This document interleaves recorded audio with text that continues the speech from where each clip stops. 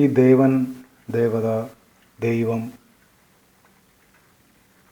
അദ്വൈതം, ദ്വൈതം, ഈ വാക്കുകളൊക്കെ എവിടുന്ന് വരുന്നു എന്നുള്ളതാണ് മനസ്സിലാക്കേണ്ടത്.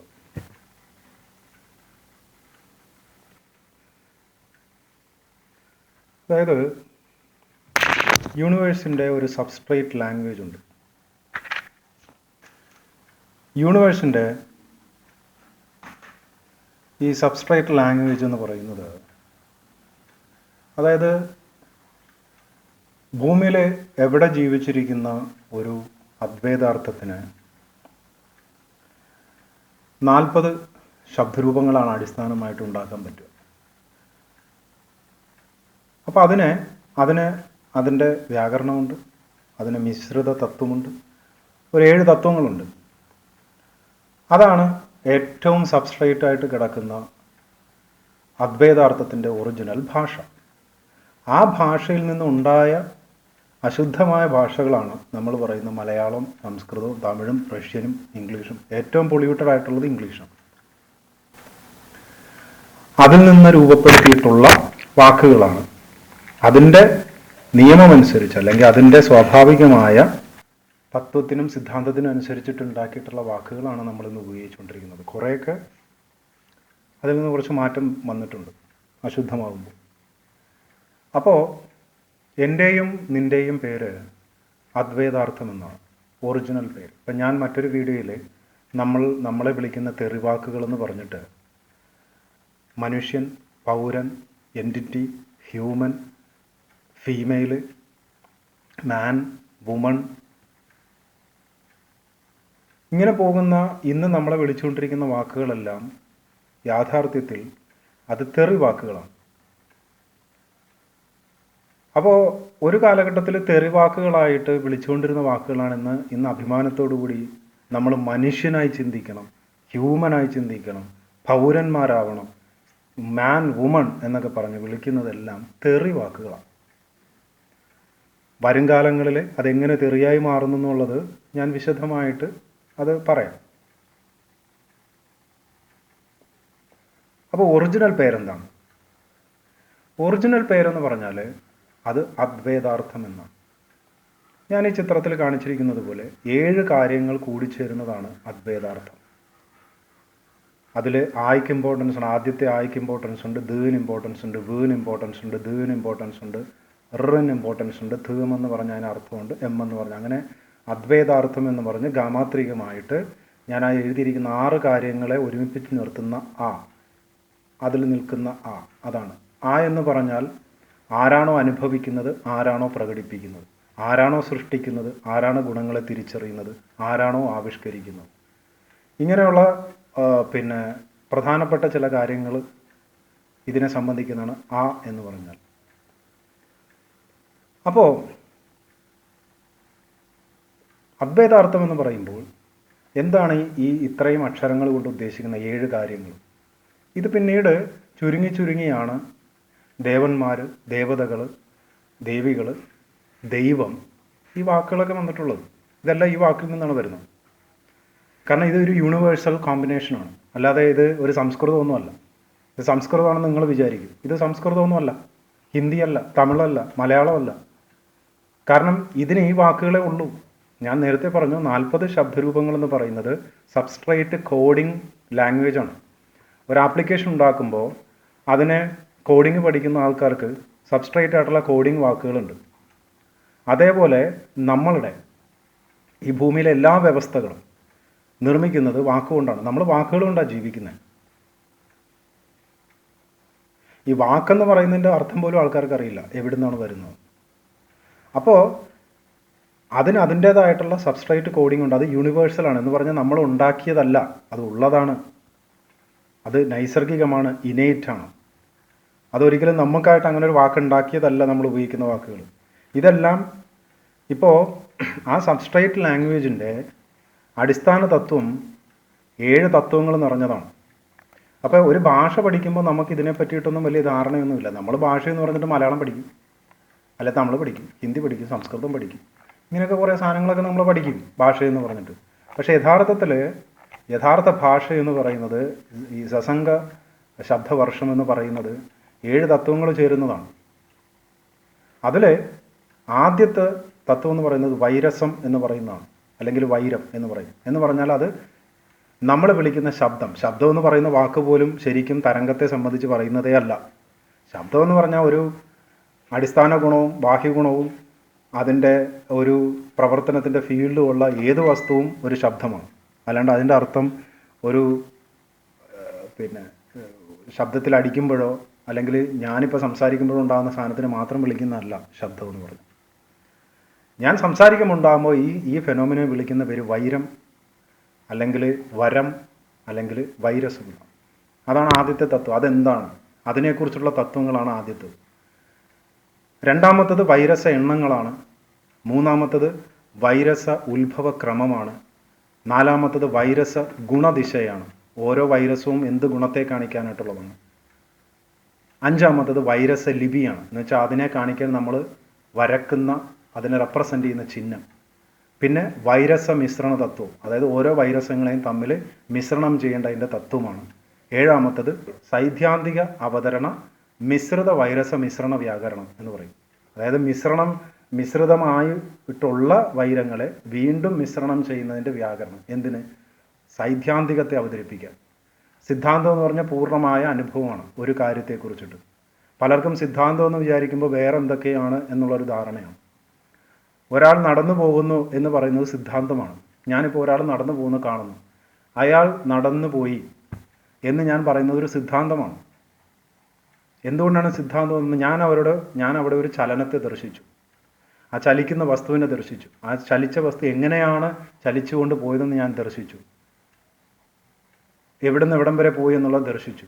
അപ്പം ഇതെല്ലാം സിദ്ധാന്തമാണ്.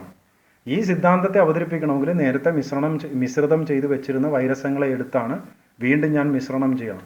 അപ്പം അതിനുള്ള കാര്യങ്ങളെ സംബന്ധിക്കുന്നതാണ് അവസാനം നമ്മൾ ഈ മിശ്രിത വൈരസ മിശ്രണ തത്വം എന്ന് പറയുന്നത് നമ്മൾ ഇന്ന് വ്യാകരണം എന്ന് പറഞ്ഞ രീതിയിൽ പഠിക്കുന്നു. നമ്മളുടെ വ്യാകരണം എന്താണ്? നമ്മളെ ആദ്യമേ തന്നെ ഒരു ഭാഷയാണ് പഠിപ്പിക്കുന്നത്. എന്നാൽ നിങ്ങൾ എപ്പോഴെങ്കിലും ചിന്തിച്ചിട്ടുണ്ടോ ഈ ശബ്ദങ്ങൾ എവിടുന്ന് വന്നു? ഈ ശബ്ദങ്ങളുടെ തത്വം എന്താണ്? ഒരു ശബ്ദം എന്ന് പറഞ്ഞാൽ അതിൻ്റെ തത്വം എന്താണ്? ഒരു ശബ്ദം എന്നല്ല അതിനെ വിളിക്കേണ്ട, വൈരം. ഈ വൈരത്തിൻ്റെ തത്വം എന്താണ്? ആ വൈരം എങ്ങനെ ഉണ്ടാകുന്നു? അതിൻ്റെ ക്രമം എന്താണ്? അത് എന്ത് ഗുണങ്ങളെ സംബന്ധിക്കുന്നതാണ്? ഇത് എല്ലാവർക്കും അറിയൂ? ആർക്കും അറിയില്ല, ഒരാൾക്കും അറിയില്ല. എന്നിട്ട് പറയുന്നത് ഭാഷ അറിയാമെന്ന് പറഞ്ഞ് നടക്കുക. നമുക്ക് അതിൻ്റെ ആവശ്യമൊന്നുമില്ല, നമുക്ക് ജസ്റ്റ് ഇതിങ്ങനെ വാക്കുകൾ പഠിച്ചാൽ പോരെയെന്ന്. പക്ഷെ നിങ്ങൾ മനസ്സിലാക്കേണ്ടത്, വാക്കുകളാണ് നല്ല സിവിലൈസേഷൻ ഉണ്ടാക്കുന്നതും വാക്കുകളാണ് വൃത്തികെട്ട സിവിലൈസേഷൻ ഉണ്ടാക്കുന്നതും. വാക്കുകൾ കൊണ്ടാണ് അന്ധവിശ്വാസങ്ങൾ ഉണ്ടാക്കുന്നതും വാക്കുകൾ കൊണ്ടാണ് സിദ്ധാന്തത്തെ അവതരിപ്പിക്കുന്നതും. അപ്പോൾ വാക്കുകളെ പൊളിയൂട്ട് ചെയ്ത് കഴിഞ്ഞാൽ വൃത്തികെട്ട സംസ്കാരം ഉണ്ടാവും. ഇപ്പം നമ്മുടെ നാട്ടിൽ നടക്കുന്നത് മുഴുവൻ വൃത്തികേടുകളാണ്. ജാതി വ്യവസ്ഥകൾ, മതം, പണ്ടാരം, ആത്മീയ വ്യവസ്ഥകൾ, കള്ളത്തരങ്ങൾ, കള്ളസങ്കല്പങ്ങൾ, ഇന്നത്തെ കള്ളശാസ്ത്രം, ഇതെല്ലാം വാക്കുകൾ വെച്ചിട്ട് തന്നെ ഉണ്ടാക്കിയിരിക്കുന്നത്. അതുകൊണ്ട് വേറെ ഒന്നും ഇറക്കുമതി ചെയ്തിട്ടല്ല, വാക്കുകളാണ്. വാക്കുകളെ പൊളിയൂട്ട് ചെയ്യുന്നതിന് കുറേ തത്വങ്ങളുണ്ട്. എങ്ങനെയാണ് ഒരു വാക്കിനെ പൊളിയൂട്ട് ചെയ്യേണ്ടത് മനുഷ്യരുടെ മനസ്സിൽ? കാരണം ഈ അടിസ്ഥാന വാക്കുകൾക്ക് അകത്ത് കിടക്കുന്ന ഞാൻ ഈ പറഞ്ഞ 7 തത്വങ്ങളും നമ്മളായിട്ടുണ്ടാക്കിയതല്ല, അതവിടെ ഉള്ളതാണ്. ഈ 7 കാര്യങ്ങളും നമ്മളായിട്ട് സൃഷ്ടിച്ചെടുത്തെന്നല്ല. എവല്യൂഷൻ തിയറിയിൽ പറയുന്ന പോലെ ആകെ 40 ശബ്ദരൂപമുള്ളൂ. അപ്പോൾ ഏത് കാലഘട്ടത്തിലാണ് ആദ്യം ഒരാൾ ഒരു ശബ്ദരൂപം കണ്ടുപിടിച്ചു, പിന്നെ അത് കഴിഞ്ഞപ്പോൾ 10 ശബ്ദരൂപം കണ്ടുപിടിച്ചു, പിന്നെ 15ആയി. അങ്ങനെയാണല്ലോ നമുക്ക് പുതിയ പുതിയ കാര്യങ്ങൾ ഇവോൾവ് ചെയ്യത്തുള്ളൂ. അങ്ങനെയൊന്നും ഉണ്ടായതല്ല, ഇത് ഉള്ളതാണ്. അപ്പോൾ ഈ അടിസ്ഥാനത്തിലാണ് അദ്വൈതാർത്ഥം എന്ന് പറയുന്ന വാക്കിനെ റീപ്ലേസ് ചെയ്യാൻ വേറെ വാക്കില്ല. അത് നമ്മളുടെ ഒറിജിനൽ പേരാണ്. എങ്ങനെയാ പേര് വരുന്നു? നമ്മളിലുള്ള ഗുണങ്ങളും നമ്മുടെ ശരീരത്തിൻ്റെ ഫൈനൈറ്റായിട്ടുള്ള സ്ട്രക്ചറും ഉണ്ട്. ഇതിനെല്ലാം സംബന്ധിച്ചിട്ട് ആ അക്ഷരങ്ങൾ ചേർത്ത് പറയുന്ന വാക്കാണ് അദ്വൈതാർത്ഥം. അത് പിന്നീട് ആൾക്കാർ തെറ്റിദ്ധരിച്ച് അദ്വൈതം എന്നാക്കി, ദേവനെന്നാക്കി, ദേവിയെന്നാക്കി, ദേവത എന്ന സങ്കല്പം ഉണ്ടാക്കി. ഇതൊക്കെ എവിടുന്നാണ് വരുന്നത്? ഇത് അദ്വൈതാർത്ഥം എന്ന് പറയുന്നതിലെ അദ്വേദ് എന്ന് പറയുന്ന ആ 3 ദേവത എന്ന് പറയുന്ന ആ 3 വാക്കുണ്ട്. അത് ദേവത എന്ന് പറഞ്ഞ ഒറ്റ വാക്കല്ല, 3 കാര്യങ്ങളെ ഉദ്ദേശിക്കുന്ന കാര്യങ്ങളാണ്. നമ്മുടെ ആന്തരികമായിട്ടുള്ള അടിസ്ഥാന തലത്തിൽ കിടക്കുന്ന നമ്മുടെ ഗുണത്തെ കാണിക്കുന്നു. എന്ത് ഗുണം? സൃഷ്ടിക്കാനുള്ള ഗുണം. അത് 7 എണ്ണം ഉണ്ട്. പിന്നീട് നമുക്ക് ഭൂമിയിലെ എല്ലാ വസ്തുക്കളുടെയും ഗുണങ്ങളെ വേർതിരിച്ചറിയാൻ, സൂക്ഷ്മമായി വേർതിരിച്ചറിയാനുള്ള രസബോധം നമുക്കുണ്ട്. അത് മൃഗങ്ങൾക്കില്ല. അതിനെ സംബന്ധിക്കുന്നതാണ് രണ്ടാമത്തേത്. എന്ന് പറയുന്നത് ഈ ഭൂമിയിൽ 3 തരത്തിലുള്ള സൃഷ്ടി മേഖലകളേ ഉള്ളൂ. വസ്തുനിർമ്മാണ മേഖല, ഇന്ദ്രിയ രസവിദ്യാ മേഖല, വ്യവസ്ഥാ മേഖല.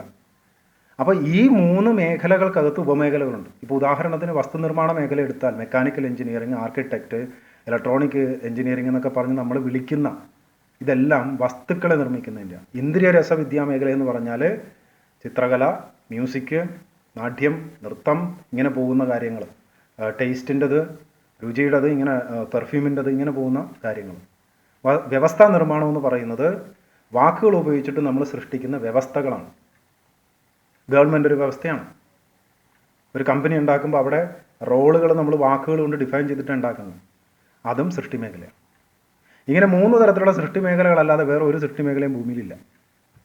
ഈ 3 സൃഷ്ടി മേഖലകൾക്കകത്ത് അതിൻ്റെ ഉപമേഖലകളുണ്ട്. ആ ഉപമേഖലകൾക്കകത്ത് കൂടെ ഈ 7 പ്രധാനപ്പെട്ട സൃഷ്ടി ഗുണങ്ങൾ ആവിഷ്കരിക്കപ്പെടുമ്പോൾ അവിടെയാണ് ഓരോ മനുഷ്യരും ഭയങ്കരമായ വ്യത്യസ്തരായിട്ടുള്ള ഗുണങ്ങളുള്ള മനുഷ്യരായിട്ട് മാറുന്നത്.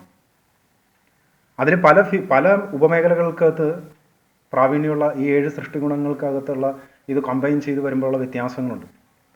ഇതാണ് ഓരോ മനുഷ്യർക്കും അത് ഓരോരോ പേരുകളായിട്ട് മാറും. ആര്യൻ എന്ന് പറഞ്ഞാൽ രൂപകൽപ്പന ചെയ്യാൻ ബോധ്യമുള്ളവനെന്നാണ് അർത്ഥം. അല്ലാണ്ട് ആര്യൻ എന്ന് പറഞ്ഞാൽ ജനിതക വർഗമല്ല. രൂപകൽപ്പനകൾ ചെയ്യാൻ കഴിവുള്ള ഒരാളെ ആര്യൻ എന്നാണ് വിളിക്കുക. അപ്പോൾ അദ്വൈതാർത്ഥം, ഞാനും നീയും, നമ്മുടെ ഒറിജിനൽ പേര്, ഈ യൂണിവേഴ്സിൽ നമ്മളെ വിളിക്കേണ്ട ഒറിജിനൽ പേര് അദ്വൈതാർത്ഥം എന്നാണ്. അതേസമയം ഹ്യൂമൻ എന്ന് പറഞ്ഞ് വിളിച്ചാലോ? ഹ്യൂമൻ എന്ന് പറഞ്ഞു കഴിഞ്ഞാൽ ഇവിടെ ഉള്ളതെല്ലാം തോന്നലാണെന്ന് പറഞ്ഞിട്ട് നടക്കുന്ന ഭ്രാന്ത് പിടിച്ച ഒരുത്തനെ വിളിക്കുന്ന പേരാണ് ഹ്യൂമൻ. അതേസമയം നമ്മൾ മനുഷ്യനെന്ന് വിളിച്ചാലോ? മനുഷ്യം എന്ന് പറഞ്ഞാൽ നിങ്ങൾ പുറത്തോട്ട് പോകുമ്പോഴത്തേക്ക് ഏതെങ്കിലും മരത്തിൽ ആ മരത്തിനോട് ചേർന്ന് നിൽക്കുന്ന വല്ല കടന്നൽ കൂടുതൽ കാണും. കടന്നൽ കൂടുകളിൽ ആ സ്ട്രക്ചറിനെ വിളിക്കുന്ന പേരാണ് മനുഷ്യൻ. ആ ബോധമുള്ളവൻ എന്ന് പറഞ്ഞാൽ അതിൻ്റെ അർത്ഥം എന്താ? ഇങ്ങനെ ഏതെങ്കിലും ഒരു കണ്ടെയ്നറിൻ്റെ അകത്ത് കിടക്കുന്ന ക്ഷുദ്രജീവിയുടെ ആ സ്വഭാവമുള്ളവനെന്നാണ് മനുഷ്യൻ എന്ന് പറഞ്ഞ അർത്ഥം. ആ ബോധത്തിൽ ജീവിക്കുന്നവൻ. അതൊക്കെ തെറിയായിട്ട് വിളിക്കുന്ന വാക്കുകളായിരുന്നു ഒരു സമയത്ത്. ഇങ്ങനെ ഓരോ ശബ്ദത്തിനും അർത്ഥമുണ്ട്, ഓരോ അക്ഷരത്തിനും അർത്ഥമുണ്ട്. ഇത് തമ്മിൽ കമ്പൈൻ ചെയ്യുമ്പോൾ അർത്ഥമുണ്ട്. കാരണം ഇതൊക്കെയെല്ലാം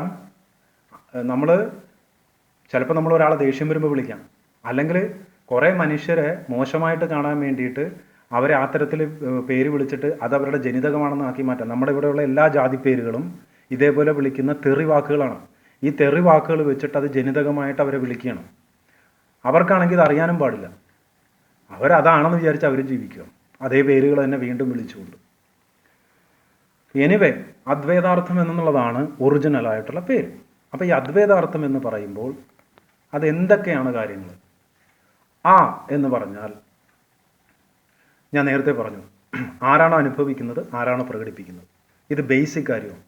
പക്ഷേ അത് എന്നിൽ വരുമ്പോൾ ഞാനൊരു അദ്വൈതാർത്ഥമാണ്. ആ അദ്വൈതാർത്ഥം ഞാനും നീയും വരുമ്പോൾ അതിൻ്റെ അകത്ത് ആർക്കാണോ സൃഷ്ടി ഗുണങ്ങളുള്ളത്, ആർക്കാണോ ആവിഷ്കാര മേഖലയുള്ളത്, ആർക്കാണോ രസബോധമുള്ളത്, നമുക്ക് ചുറ്റുമുള്ള ഗുണങ്ങളെ വേർതിരിച്ച് അതിൻ്റെ സൂക്ഷ്മമായ രസങ്ങളെ മനസ്സിലാക്കാൻ കഴിവുള്ളത്, അതിനെയാണ് ഇവിടെ അദ്വൈതാർത്ഥത്തിലെ എന്ന് പറഞ്ഞാൽ. അതിൻ്റെ ബേസിക് സബ്സ്ട്രേറ്റ് എന്ന് പറയുന്നത് അനുഭവിക്കുന്നവനും പ്രകടിപ്പിക്കുന്നവനും എന്നാണ് അർത്ഥം. അനുഭവിച്ചതിനെ പ്രകടിപ്പിക്കുന്നു.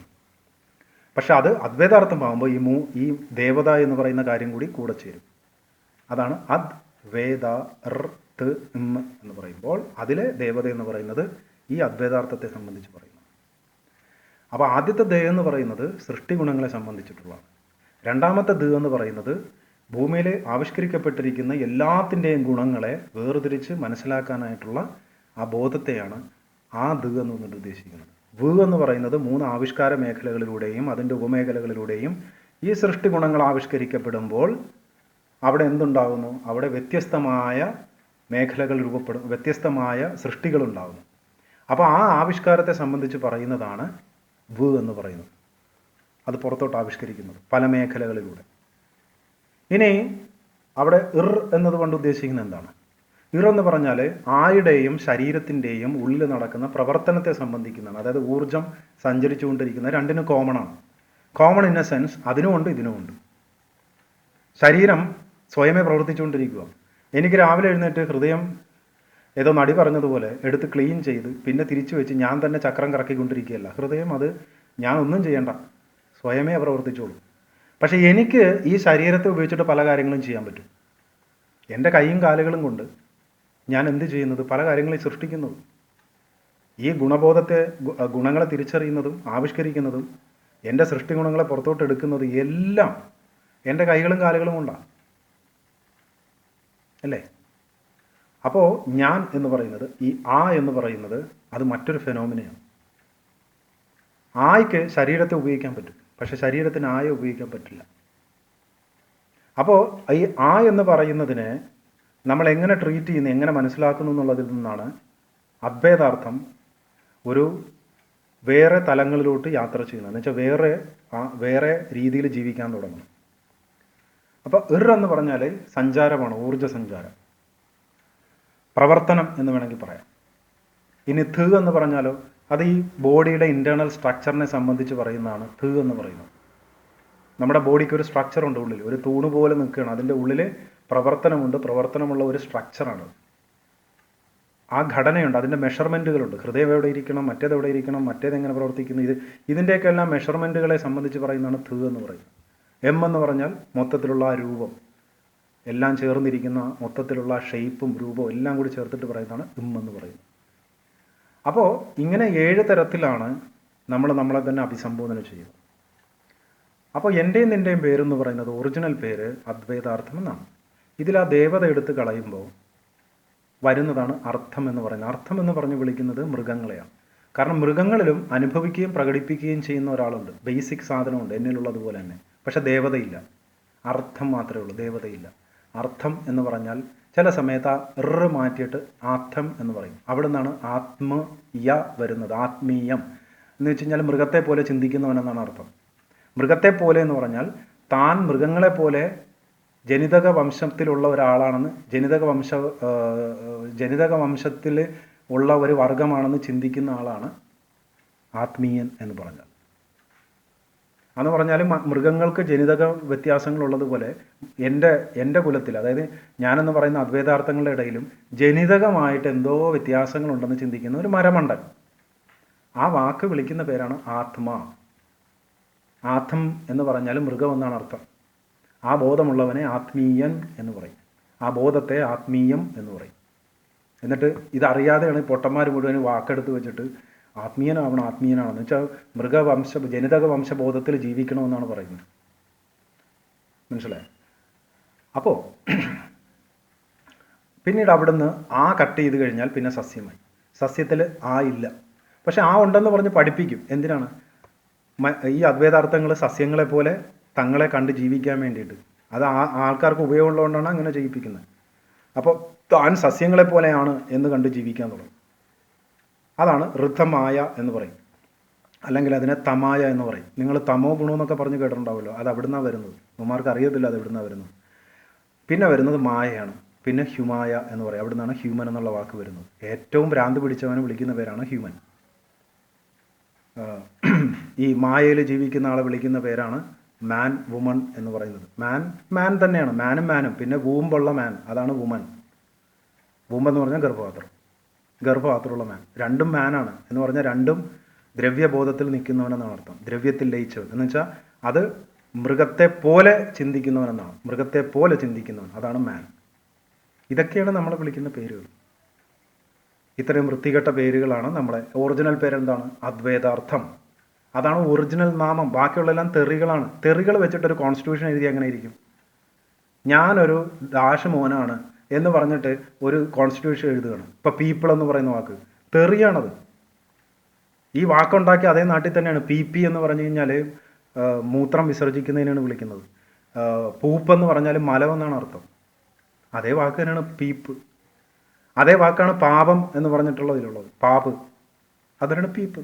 ഒരു വവൽ സൗണ്ട് മാറുമ്പോൾ അർത്ഥം മാറില്ല. എന്ന് പറഞ്ഞു കഴിഞ്ഞാൽ വീത പീപ്പിൾ എന്ന് പറഞ്ഞാൽ വീതി പിന്നെ തെറിയാണ്. അത് കഴിഞ്ഞിട്ടാണ് ബാക്കി എഴുതണം. ഇങ്ങനെ ഒരു കോൺസ്റ്റിറ്റ്യൂഷൻ എഴുതി എങ്ങനെ ഇരിക്കും? ഇങ്ങനെയാണോ എഴുതേണ്ടത്? ഇങ്ങനെയാണോ അഡ്രസ്സ് ചെയ്യേണ്ടത് നമ്മളെ തന്നെ? വി ദ ഡാഷ് മക്കൾ ഓഫ് ദിസ് കൺട്രി എന്ന് പറഞ്ഞിട്ട് ആരെങ്കിലും എഴുതുമോ തെറി വിളിച്ചിട്ട്? അങ്ങനെയാണ് ഒരു കോൺസ്റ്റിറ്റ്യൂഷനും വ്യവസ്ഥകളും ഇവിടെ എഴുതി വെച്ചിരിക്കുന്നത്. പിന്നെ എങ്ങനെ സിസ്റ്റം നന്നാവും? എഴുതി വെച്ചിരിക്കുന്ന വാക്കുകൾ മുഴുവൻ പരസ്പരം തെറി വിളിക്കുന്ന വാക്കുകളാണ്. അപ്പോൾ സബ്സ്ട്രേറ്റ് ലെവലിലുള്ള വാക്കുകളെ തെറ്റായിട്ടുള്ള വ്യാഖ്യാനം കൊടുത്ത് അത് നല്ല വാക്കുകളാണെന്ന് പറഞ്ഞ് സ്ഥാപിച്ചെടുക്കുകയാണ്. അപ്പം അതിൻ്റെ പ്രാധാന്യം അറിയണമെങ്കിൽ നീയും ഞാനും വാക്കുകൾക്കകത്ത് ജീവിക്കുന്ന ആൾക്കാരാണ്. എന്ന് പറഞ്ഞാൽ ഈ സബ്സ്ട്രേറ്റ് ലാംഗ്വേജിൽ നിന്ന് പുറത്തു പോകാൻ പറ്റില്ല. പുറത്ത് വരാൻ പറ്റും. ആ പുറത്ത് വരുന്ന മൊമെൻറ്റിൽ നമുക്കിത് കാണാൻ പറ്റുമല്ല. പക്ഷേ എന്ന് കരുതി ഈ സബ്സ്ട്രേറ്റ് 40 ശബ്ദരൂപങ്ങളും അതിൻ്റെ തത്വവും അതിൻ്റെ വ്യാകരണമുണ്ട്, അതിൻ്റെ അകത്താണ് നമ്മൾ ജീവിക്കുന്നത്. എന്ന് വെച്ചാൽ അതിൻ്റെ അകത്തുനിന്ന് പുറത്തോട്ട് പോകാൻ പറ്റില്ല, പുറത്ത് പോയി ജീവിക്കാൻ പറ്റില്ല. കാരണം ആ സബ്സ്ട്രേറ്റ് പ്രിൻസിപ്പിളാണ് നമ്മളുടെ അടിസ്ഥാനം. അപ്പോൾ ആ സബ്സ്ട്രേറ്റ് പ്രിൻസിപ്പിളിൽ നിൽക്കുന്ന വാക്കുകളായതുകൊണ്ടാണ് ഇത് അവിടെ ഇവിടെ ഇങ്ങനെ നിലനിൽക്കുന്നത്. പല ഡെഫിനിഷൻ ഉണ്ടെങ്കിലും ഈ ഡെഫിനിഷനുകൾ പലത് വന്നാലും ഈ വാക്കിനെ വിടാണ്ടിരിക്കാൻ പറ്റുന്നതിൻ്റെ കാരണം ജനങ്ങൾക്ക് ഈ വാക്കിനെ ഉപേക്ഷിക്കാൻ പറ്റില്ല. അതിങ്ങനെ പറഞ്ഞുകൊണ്ടേയിരിക്കും, പക്ഷേ അതിന് വേറെ അർത്ഥം ഉണ്ടാവും. പക്ഷേ ഈ വാക്കിനെ ഉപേക്ഷിക്കാൻ പറ്റില്ല. വാക്കെന്ന് പറഞ്ഞാൽ എന്താണ്? ഈ കൺസ്ട്രക്റ്റ് ഉണ്ട്, ഇതുണ്ടാക്കിയിരിക്കുന്ന കൺസ്ട്രക്റ്റിനെ നമുക്ക് ഉപേക്ഷിക്കാൻ പറ്റില്ല. അതുകൊണ്ടാണ് വേറെ തെറ്റായ നിർവചനം ഉണ്ടെങ്കിൽ ആ വാക്ക് തന്നെ പിടിച്ചുകൊണ്ടിരിക്കുന്നത്. ഇപ്പോൾ ശിവൻ വിഷ്ണു ബ്രഹ്മം എന്താണത്? ശിവൻ എന്ന് പറഞ്ഞാൽ അടിസ്ഥാന ഗുണം, വിഷ്ണു എന്ന് പറഞ്ഞാൽ എണ്ണം ഡെൻസിറ്റി, ബ്രഹ്മം എന്ന് പറഞ്ഞാൽ ബ്ലൂ പ്രിൻ്റ് എന്നാണ് അർത്ഥം. ഇത് അടിസ്ഥാന പ്രിൻസിപ്പിൾ ആയതുകൊണ്ട് ഈ വാക്കിന് ഏത് തരത്തിലുള്ള കോമാളിയുടെ വേഷം കെട്ടിച്ചു കൊടുത്താലും ഈ വാക്കിനെ ആർക്കും ഉപേക്ഷിക്കാൻ പറ്റില്ലേ. അപ്പോൾ അതുമേ പിടിച്ച് നിൽക്കേണ്ടി വരും ആ വൃത്തികെട്ട ഡെഫിനിഷനിൽ. യേശു എന്ന് പറഞ്ഞാൽ അടിസ്ഥാന ഗുണത്തിൻ്റെ ബോധത്തിനെയാണ് യേശു എന്ന് പറഞ്ഞാൽ. മനസ്സിലായി? അപ്പോൾ ഇങ്ങനെ റിലീജിയൻ സ്പിരിച്വാലിറ്റിയിൽ ഈവൻ സയൻസിലുള്ള വാക്കുകൾ എടുത്താലും ഈ വാക്കുകൾക്ക് ഏറ്റവും മോശമായിട്ടുള്ള ഡെഫിനേഷനും തെറ്റായിട്ടുള്ള ഡെഫിനേഷനും ഉണ്ടാക്കി കൊടുത്താലും ഇതിനെ ഉപേക്ഷിച്ച് കളയാൻ പറ്റില്ല ആർക്കും. കാരണം ഈ വാക്കുകൾക്ക് നമ്മൾ ചിന്തിക്കുന്നതിനേക്കാൾ അപ്പുറത്ത് സബ്സ്ട്രേറ്റ് ലെവലിൽ കോഡിംഗ് ലാംഗ്വേജാണിത്. നമ്മൾ അദ്വൈതാർത്ഥങ്ങളുടെ കോഡിംഗ് ലാംഗ്വേജാണ് ഈ പറയുന്ന ഭാഷ. അപ്പോൾ ഇത് ഒരിക്കൽ ഒരു സമയം വരെ ക്ലിയർ ആയിരുന്നു. അതിനുശേഷം ഇതിൻ്റെ അകത്ത് ചില ആൾക്കാർ വന്ന്, അത് വേറൊരു പ്രിൻസിപ്പിളാണ്, ആ പ്രിൻസിപ്പിളിൽ ജീവിക്കുന്ന ആൾക്കാർ വന്ന് അതിനെ അശുദ്ധമാക്കാൻ തുടങ്ങി, അതിനെ ഓവർ റൈറ്റ് ചെയ്യാൻ തുടങ്ങി. ആ പ്രോഗ്രാമിങ്ങിലോട്ട് പുതിയ ഓവർ റൈറ്റ് ചെയ്യാൻ തുടങ്ങി. ഈ ഓവർ റൈറ്റ് എന്ന് പറഞ്ഞു കഴിഞ്ഞാൽ ഇത് ഞാൻ പറഞ്ഞ ഈ ഒറിജിനൽ ലാംഗ്വേജിൻ്റെ 7 തത്വങ്ങളെ അവർ പൊളിയൂട്ട് ചെയ്തു. നിങ്ങൾക്ക് എത്ര പേർക്കറിയാം ഈ 40 ശബ്ദരൂപം ഉണ്ടെന്നുള്ളത്? നിങ്ങൾ വിചാരിച്ചിരിക്കുന്ന ഭാഷയിലെ 40 ശബ്ദരൂപം അല്ലത്. ഇപ്പോൾ സംസ്കൃതം നോക്കിക്കഴിഞ്ഞാൽ 56 അല്ലെങ്കിൽ 64 എന്നൊക്കെ പറയാം. അതൊക്കെ കൂട്ടിച്ചേർത്ത വാക്കുകളാണത്. എന്ന് പറഞ്ഞു കഴിഞ്ഞാൽ 2 എണ്ണം കൂട്ടിച്ചേർത്തിട്ട് അതിനെ ഒരു അക്ഷരമായിട്ടാണ് പരിഗണിച്ചിരിക്കുന്നത്. അങ്ങനൊന്നും അല്ല. ചിലപ്പോൾ 46 എന്ന് പറയും, 56 എന്ന് പറയും. ഇതൊന്നും അല്ല ഒറിജിനൽ സാധനം. മനസ്സിലായോ? ഇപ്പോൾ ഐ എന്ന് പറഞ്ഞാൽ 2 എണ്ണം ചേരുന്നതാണ്. മനസ്സിലായി? യാ എന്ന് പറഞ്ഞാൽ 2 എണ്ണം ചേരുന്നതാണ്. അതൊന്നും ഈ സബ്സ്ട്രേറ്റ് ലെവലിൽ പറയുന്ന അക്ഷരങ്ങളല്ല. അതൊക്കെ അങ്ങനെ ഉണ്ടാക്കുന്നതിന് തത്വങ്ങളുണ്ട്. അതിൻ്റെ പിന്നിൽ ഈ നേച്ചറിൻ്റെ പ്രിൻസിപ്പിളുണ്ട്. അതുകൊണ്ടാണ് യായ ഉണ്ടാവുന്നത്. ഈയും ആയും കൂടി ചേർന്നിട്ട് യായ ഉണ്ടാവുന്നത് നേച്ചറിൻ്റെ ഒരു പ്രിൻസിപ്പിളാണ്. അതുകൊണ്ടാണ് അങ്ങനെ ഇരിക്കുന്ന വാക്ക്, അല്ലാണ്ട് നമ്മളായിട്ടുണ്ടാക്കുന്നതല്ല. ഈ പറയുന്ന ഇതിൻ്റെ അകത്തു നിന്നുണ്ടാകുന്ന കോമ്പിനേഷൻസ് മാത്രമേ ലോകത്തുള്ള ഏത് സ്ഥലത്ത് ജീവിച്ച്, ആഫ്രിക്കയിലായിക്കോട്ടെ, അന്റാർട്ടിക്കയിലായിക്കോട്ടെ, ഐസ്ലൻഡിലായിക്കോട്ടെ, ശ്രീലങ്കയിലായിക്കോട്ടെ, എവിടെ, ചൈനയിലായിക്കോട്ടെ, എവിടെ ഇരിക്കുന്നതിന് ഈ 40 ശബ്ദരൂപം ഉണ്ടാക്കാൻ പറ്റുള്ളൂ. കാരണം ഇത് നമ്മളുടെ കോമൺ പ്രോഗ്രാമിംഗ് ലാംഗ്വേജാണ്. അദ്വൈതാർത്ഥങ്ങളുടെ ഈ ഭൂമിയിൽ ജീവിക്കാൻ വേണ്ടിയിട്ടുള്ള എല്ലാ വ്യക്തികൾക്കും ഈക്വലായിട്ട് കൊടുത്തിരിക്കുന്ന 40 ശബ്ദരൂപങ്ങളാണ്. ഇതിനെ പേറ്റൻറ്റ് ചെയ്യാൻ സമ്മതിക്കാൻ പറ്റുമോ? അതാണ് ഇപ്പോൾ ഇവിടെ നടന്നുകൊണ്ടിരിക്കുന്നത്. ശിവൻ ഞങ്ങളുടെയാണെന്ന് പറയും. ശിവ എന്ന് പറയുന്ന വാക്ക് യൂണിവേഴ്സിൻ്റെ വാക്കാണ്. അതെങ്ങനെ നിൻ്റെതാവണത്? യേശു ഞങ്ങളുടെയാണ്, മുഹമ്മദ് ഞങ്ങളുടെയാണ്. ഈ വാക്കുകൾക്കൊക്കെ സബ്സ്ട്രേറ്റ് ലെവലിൽ അർത്ഥമുണ്ട്. ഇതൊന്നും ഇങ്ങനെ പേറ്റൻ്റ് എടുക്കാൻ പറ്റില്ല, ഇത് ഞങ്ങളുടെയാണെന്ന് പറഞ്ഞിട്ട്. അപ്പോൾ ഇവന്മാരെല്ലാവരും കൂടി ഈ അക്ഷരങ്ങളെ മുഴുവൻ പേറ്റൻ്റ് ചെയ്യുവാണ്. അപ്പോൾ എനിക്ക് ശിവയെന്ന് ഉപയോഗിക്കാൻ പറ്റില്ല. കാരണം എന്താ? ശിവയെന്ന് പറഞ്ഞാൽ ഞങ്ങളുടെ മറ്റേ പാമ്പിനെ പിടിച്ചുകൊണ്ടിരിക്കുന്ന ഒരുത്തനാണ്. എന്ത്? ഇത് സബ്സ്ട്രേറ്റ് ലെവലിൽ ഇതിൻ്റെ അർത്ഥം വേറെയാണ്. മനസ്സിലായോ? അപ്പോൾ ഇങ്ങനെയുള്ള വൃത്തികെട്ടവന്മാർ ഈ വാക്കുകളെ മുഴുവൻ പേറ്റൻ്റ് ചെയ്യുവാണ്, അവന്മാരുടെ സ്വന്തമാണെന്ന് കരുതി. ഭൂമിയിൽ 12 പിച്ചുകളുണ്ട്. ഈ 12 പിച്ചുകൾ വെച്ചിട്ട് നിങ്ങൾക്ക് മാക്സിമം 39 ഇൻ്റർവെൽസുകൾ ഉണ്ടാക്കാം. ഓരോ രാജ്യക്കാരനും വന്നിട്ട് ഈ ഇൻ്റർവെല്ല് ഞങ്ങളുടെയാണ്, മറ്റേ ഇൻ്റർവെല്ല് നിങ്ങളുടെയാണെന്ന് പറഞ്ഞാൽ എങ്ങനെയായിരിക്കും? പിന്നെ ആർക്കും മ്യൂസിക് ഉണ്ടാക്കാൻ പറ്റില്ല ഈ ലോകത്ത്. അപ്പോൾ യൂണിവേഴ്സൽ പ്രിൻസിപ്പിളായിട്ടുള്ള കാര്യങ്ങളെ പേറ്റൻറ്റ് ചെയ്യാൻ സമ്മതിക്കരുതെന്ന് പറയുന്നൊരു തത്വമുണ്ട്. ആ തത്വമാണ് ഈ നാറികൾ പൊളിച്ചിട്ട് ഓരോ മതത്തിൽ ഇങ്ങനെ ഓരോ വാക്കുകൾ എടുത്ത് സ്വന്തമാക്കി വെച്ചിരിക്കുകയാണ്. ഇത് ഞങ്ങളുടെയാണെന്ന് പറഞ്ഞിട്ട്. ഈ എന്തൊരു അബദ്ധമാണത്! അപ്പോൾ എന്താ സംഭവം? അത് ചെയ്യാൻ പറ്റുന്നതിൻ്റെ കാരണം എന്താ? കാരണം ഈ സബ്സ്ട്രേറ്റ് ലാംഗ്വേജ് എല്ലാവരും കയ്യിൽ നിന്ന് വിട്ടുപോയി, മറന്നുപോയി. ഇന്ന് നമ്മൾ ഉപയോഗിക്കുന്ന വാക്കുകളെല്ലാം ഉണ്ടായിരിക്കുന്നത് ആ സബ്സ്ട്രേറ്റ് പ്രിൻസിപ്പിളാണ്. അത് ആർക്കും അറിയില്ലല്ലോ. ഇപ്പോൾ നിങ്ങളോട് ഒരു കുട്ടിയായിട്ടിരിക്കുമ്പോൾ നിങ്ങളെ പഠിപ്പിക്കണം, എന്താ പറയണം, അഗ്നി. അപ്പോൾ ആ കുട്ടി ചോദിക്കണം, ഈ ആയുടെ അർത്ഥം എന്താണ് ടീച്ചറെ? ഗായുടെ അർത്ഥം എന്താണ്? നീയുടെ അർത്ഥം എന്താണ്? എന്തിനാ ഇതിങ്ങനെ കൂട്ടിച്ചേർത്തിട്ട് ഇതിനെങ്ങനെ വിളിക്കുന്നത്? അപ്പോൾ അധ്യാപകൻ എന്താ പറയുക? അയ്യോ അങ്ങനെയില്ല, അത് നമ്മളിപ്പോൾ ഈ സാധനത്തിനെ വിളിക്കാൻ വേണ്ടി ഒരു സാധനം ഉണ്ടാക്കിയാണെന്ന് പറയും. അങ്ങനെയല്ലത്. ആയും ഗായും നായും ഈയും കൂടി ചേരുമ്പോൾ അതിന് കൃത്യമായിട്ടുള്ള അർത്ഥമുണ്ട്. ആ അർത്ഥത്തെ സംബന്ധിച്ചിട്ടാണ് അതിനെ വിളിക്കുന്നത്. ഇനി അത് കറക്റ്റായിട്ടാണോ അതിനെ വിളിക്കുന്നത്? അവിടെയും നോക്കണം. അപ്പോൾ സബ്സ്ട്രേറ്റ് ലെവലിലുള്ള അക്ഷരങ്ങൾക്ക് അർത്ഥം അതിന് നാച്ചുറലായിട്ടുള്ള അർത്ഥങ്ങൾക്ക് അനുസരിച്ചിട്ടാണ് ബിൽഡ് ചെയ്ത് പോകേണ്ടത്. ഇത് നേരെ ടീച്ചർ എന്താ പറയുക? അതങ്ങനെ വെറുതെ ഇട്ടതാണ്, വെറുതെ അങ്ങോട്ട് ഇടാനുള്ളതാണ് വാക്ക്. അപ്പോൾ അതിനെക്കുറിച്ച് ബോധമില്ല. ഞാൻ പറഞ്ഞ 7 തത്വങ്ങളുണ്ടല്ലോ, ഈ 7 തത്വങ്ങൾ എല്ലാവർക്കും അനുഭവിച്ച് ബോധ്യപ്പെടാൻ പറ്റുന്ന തത്വങ്ങളാണിത്. അല്ലാതെ ഉണ്ടാക്കുന്നതല്ലത്, ഉള്ളതാണ്. നിങ്ങൾ വെള്ളം കാണുമ്പോൾ വെള്ളം കുടിക്കുന്നു, ആ വെള്ളം കുടിച്ചതിന് ശേഷം നിങ്ങൾക്ക് എന്ത് ഊർജ്ജം ഉണ്ടാകുന്നു? അത് നാച്ചുറലാണ്. നിങ്ങളായിട്ട് ഉണ്ടാക്കിയെടുക്കുന്നതാണോ വെള്ളം നിങ്ങൾക്ക് ഊർജ്ജം ഉണ്ടാക്കുന്നത്? ഒരു ആപ്പിൾ കഴിക്കുമ്പോൾ നിങ്ങൾക്ക് ഊർജ്ജം ഉണ്ടാകും, നിങ്ങൾ ഉണ്ടാക്കിയെടുക്കുന്നതാണ്. അല്ല ഓറഞ്ച് കഴിക്കുമ്പോൾ നിങ്ങൾക്ക് ഉണ്ടാകുന്നത്, ചോറ് കഴിക്കുമ്പോൾ നിങ്ങൾക്ക് ഉണ്ടാകുന്ന സംതൃപ്തി, ഇത് നിങ്ങളുണ്ടാക്കുന്നതാണോ? അല്ല, അത് ഉള്ളതാണ്. അതുപോലെയുള്ള 40 ശബ്ദരൂപങ്ങളാണ് ഞാനീ പറയുന്നത്. ആ 40 ശബ്ദരൂപങ്ങൾക്ക് അടിസ്ഥാനമായിട്ട് എന്നെയും നിന്നെയും, ഈ രൂപത്തിലിരിക്കുന്ന എന്നെയും നിന്നെയും വിളിക്കേണ്ട പേര് അദ്വൈതാർത്ഥം എന്നോ അല്ലെങ്കിൽ അദ്ദേവാർത്ഥം എന്നോ വിളിക്കും. പിന്നെ അത് ചുരുക്കി അദ്ദേവതം എന്ന് പറയും. അതാണ് അദ്വൈതം ആയി മാറിയത്. അല്ലെങ്കിൽ അത് ദേവതാർത്ഥം എന്നും വിളിക്കാം. എല്ലാം ഒരേ അക്ഷരങ്ങളാണ്. അല്ലെങ്കിൽ ദേവതാർത്ഥം എന്ന് പറയാം. ഇത് ചുരുക്കിയാണ് ദേവതം വന്നു. പിന്നെ ചുരുക്കി ദേവനായി, പിന്നെ ദേവിയായി, പിന്നെ ദൈവമായി. അപ്പോൾ ഇത് മനസ്സിലാക്കേണ്ട കാര്യം എന്ന് പറഞ്ഞാൽ ഈ 7 കാര്യങ്ങളെ സംബന്ധിച്ചിട്ടാണ് നമ്മളെ വിളിക്കേണ്ടത്.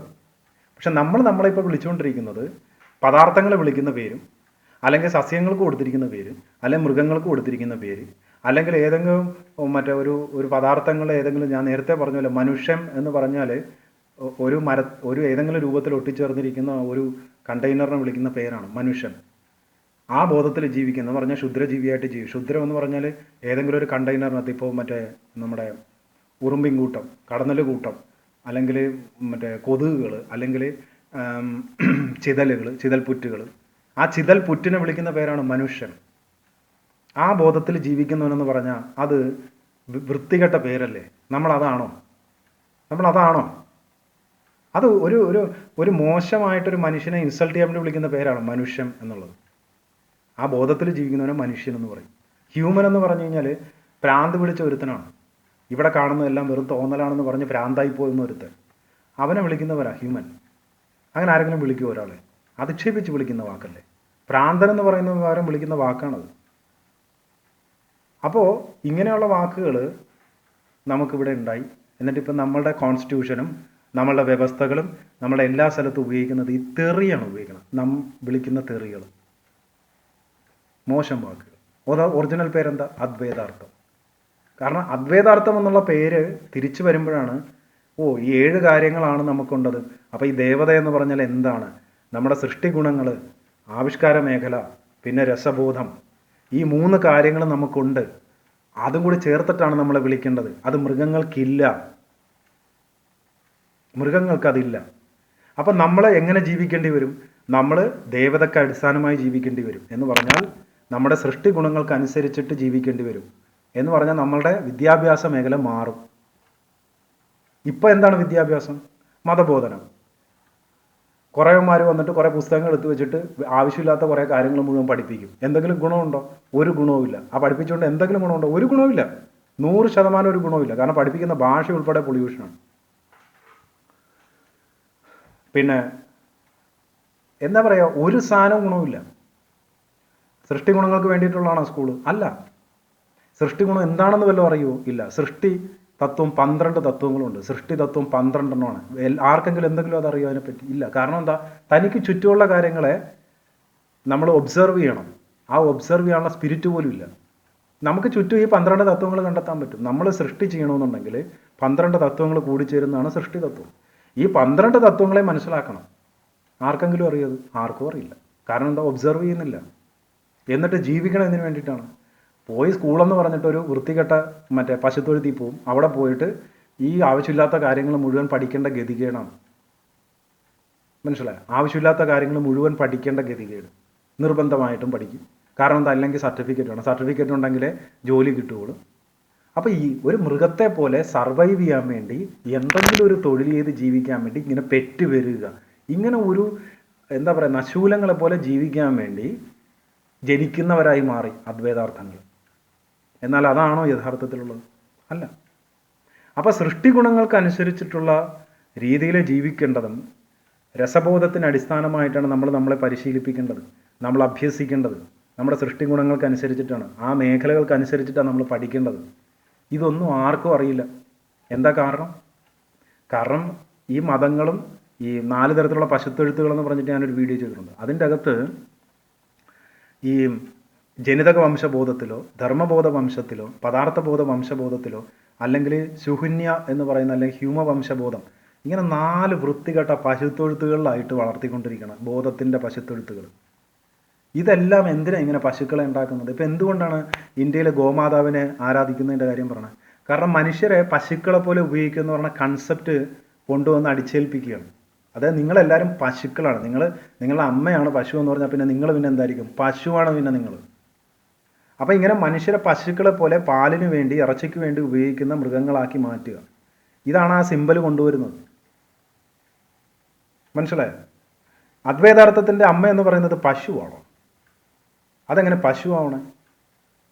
ഏത് പുരുഷൻ ഒരു പശുവിനായിട്ട് ലൈംഗിക വീഴ്ച നടത്തിയിട്ടാണ് ഒരു കുഞ്ഞുണ്ടാവണേ? അപ്പം ഇങ്ങനെയുള്ള വൃത്തികെട്ട കൺസെപ്റ്റുകൾ എന്തുകൊണ്ടാണ് ഈ രാജ്യത്ത് നിൽക്കുന്നത്? കാരണം ഏറ്റവും കൂടുതൽ വൃത്തികേടുള്ളത് ഈ രാജ്യത്താണ്. മനസ്സിലായി? മനുഷ്യനെ മണ്ടനാക്കി പൊട്ടനാക്കി നിർത്തുന്ന ഏറ്റവും വലിയ വൃത്തികേടുള്ളത് ഈ രാജ്യത്താണ്. അപ്പോൾ എന്താണെന്ന് വെച്ചാൽ ഈ ശബ്ദരൂപങ്ങളുടെ പ്രാധാന്യത്തെക്കുറിച്ചോ അല്ലെങ്കിൽ നമ്മൾ പുറപ്പെടുവിക്കുന്ന ശബ്ദങ്ങളെക്കുറിച്ചിട്ടോ നമുക്ക് പ്രാധാന്യമില്ല. നമ്മൾ വിചാരിക്കുന്നത് ഈ വാക്കുകളൊക്കെ ഇങ്ങനെ വെറുതെ ഇരുന്നപ്പോൾ രാവിലെ രാത്രി ഒരു ചായ കുടിച്ചിരുന്നപ്പോൾ ഇന്ന് നമുക്ക് കുറച്ച് വാക്കുണ്ടാക്കാം, അങ്ങനെ ഉണ്ടാക്കിയെന്നാണ് വിചാരിച്ചു വെച്ചിരിക്കുന്നത് പൊട്ടന്മാർ. നമ്മൾ ഉപയോഗിക്കുന്ന ഓരോ വാക്കിൻ്റെയും മൂലാർത്ഥത്തിലുള്ള വാക്കുകളെല്ലാം പൗരാണികമായിട്ട് വരുന്നതാണ്. എന്താ ഈ പൗരാണികം എന്ന് പറയുന്നത്? പണ്ട് ഉപയോഗിച്ചിരുന്നു എന്നുള്ള അർത്ഥത്തിൽ മാത്രമല്ല, ഇത് എറ്റേണലാണ്, സനാതനമാണ്. ഈ 40 ശബ്ദരൂപങ്ങൾ അതിന് 1,00,000 വർഷം കഴിഞ്ഞാലും ഈ 40 ശബ്ദരൂപങ്ങൾ ഇവിടെ ഉണ്ടാകത്തുള്ളൂ. അതിൽ നിന്നുള്ള കൺസ്ട്രക്റ്റുകളെ ഉണ്ടാക്കാൻ പറ്റുള്ളൂ. അത് 1,00,000 വർഷത്തിന് മുമ്പാണെങ്കിലും 1,00,000 വർഷത്തിന് ശേഷമാണെങ്കിലും ഈ പറയുന്ന 40 ശബ്ദരൂപവും അതിൻ്റെ 7 തത്വങ്ങളും സനാതനമാണ്. സനാതനം എന്ന് വെച്ചാൽ എന്നും നിലനിൽക്കുന്നു എന്നുള്ള അർത്ഥത്തിലല്ല, സബ്സ്ട്രേറ്റാണ്.